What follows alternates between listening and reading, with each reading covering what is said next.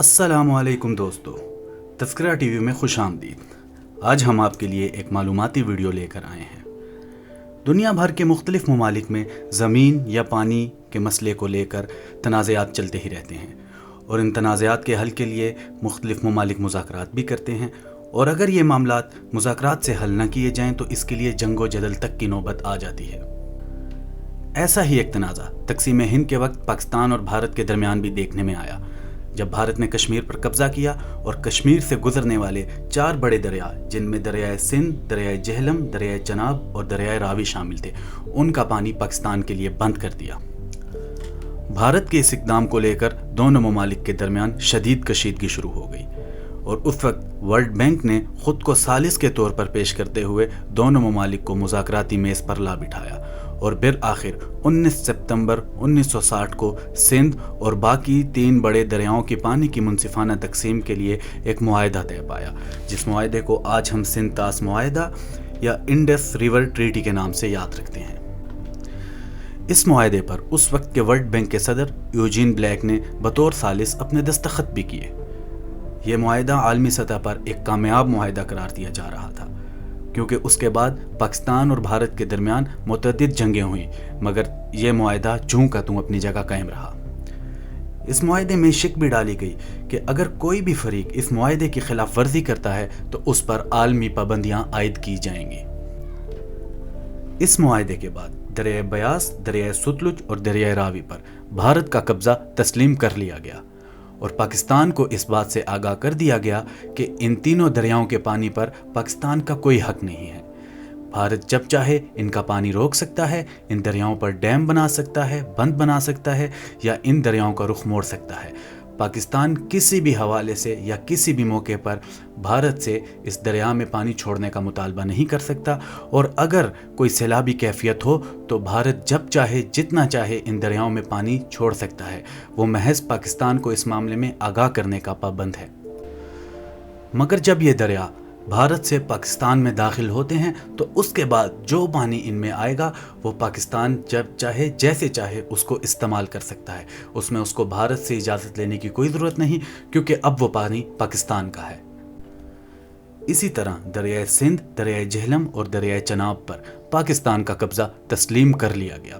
اور بھارت سے اس بات پر وعدہ لیا گیا کہ وہ کبھی بھی ان 3 دریاؤں کے بہاؤ میں کسی قسم کی کوئی رکاوٹ پیدا نہیں کرے گا، نہ ہی ان 3 دریاؤں پر کوئی ڈیم بنائے گا، نہ ان پر کوئی بند بنائے گا، نہ ان کا رخ موڑنے کی کوشش کرے گا۔ ہاں، البتہ جو علاقے ان دریاؤں کے کناروں پر آتے ہیں وہ اپنے زراعت کے لیے ان دریاؤں کا پانی استعمال کر سکتے ہیں، چاہے وہ بھارت میں ہو یا کشمیر میں۔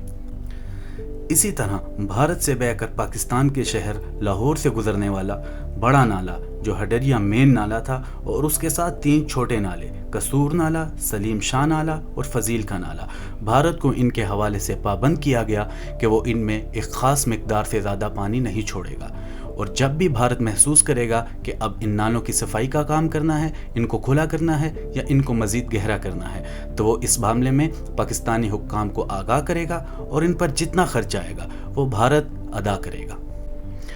اس معاہدے کے مطابق ایک مستقل انڈس کمیشن تشکیل پایا گیا، جس میں دونوں ممالک کے کمشنر موجود ہوں گے، اور اگر کبھی بھی ان دریاؤں کے حوالے سے لے کر دونوں ممالک کے مابین کوئی تنازع کھڑا ہوتا ہے تو یہ کمیشن اس تنازع کو حل کرنے کی کوشش کرے گا، اور اگر یہ کمیشن وہ تنازع دور نہ کر سکا تو وہ کسی نیوٹرل جج کے ذریعے، چاہے وہ کوئی بین الاقوامی ادارہ ہو یا کوئی دوسرا ملک ہو، اس کے ذریعے اس تنازع کو حل کروائے گا، اور دونوں ممالک اس نیوٹرل جج، چاہے وہ کوئی ملک ہو یا بین الاقوامی ادارہ، اس کے فیصلے کو ماننے کے پابند ہوں گے۔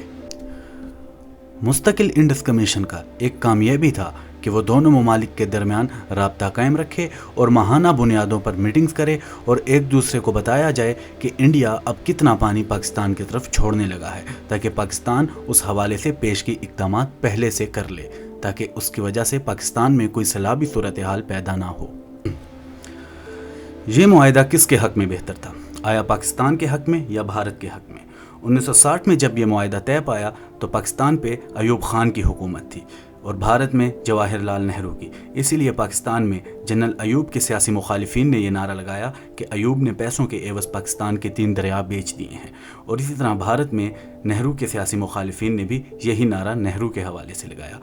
پر اگر قدرتی طور پہ دیکھا جائے تو ان تمام دریاؤں کا جھکاؤ پاکستان کی طرف تھا،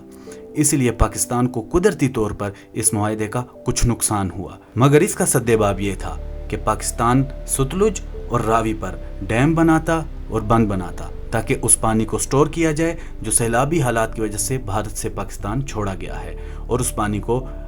زراعت کے لیے یا بجلی بنانے کے لیے یا اور کسی مقصد کے لیے استعمال کیا جا سکتا۔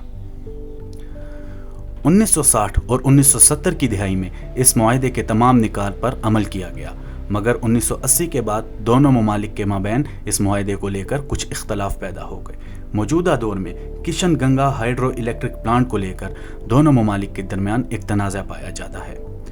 پاکستان کا موقف یہ ہے کہ یہ پلانٹ دریائے جہلم پر لگایا جا رہا ہے اور ہمیں اس کے ڈیزائن پر بھی تحفظات ہیں، اس لیے یہ سندھ طاس معاہدے کی خلاف ورزی ہے، جبکہ بھارت کا موقف یہ ہے کہ ہم دریائے جہلم پر کوئی ڈیم نہیں بنا رہے، کوئی بند نہیں بنا رہے، نہ کوئی نہریں نکال رہے ہیں، صرف ایک پلانٹ لگایا جا رہا ہے جس سے پاکستان کے پانی میں کوئی کمی نہیں آئے گی۔ اب یونائٹڈ نیشن، ورلڈ بینک، امریکہ اور انگلینڈ نے ایک عدالت تشکیل دی ہے جو دونوں ممالک کے درمیان ثالثی کا کردار ادا کرے گی۔ دوستو، چینل کو سبسکرائب، ویڈیو کو لائک اور ساتھ بنے بیل آئیکن کو دبا دیں۔ شکریہ۔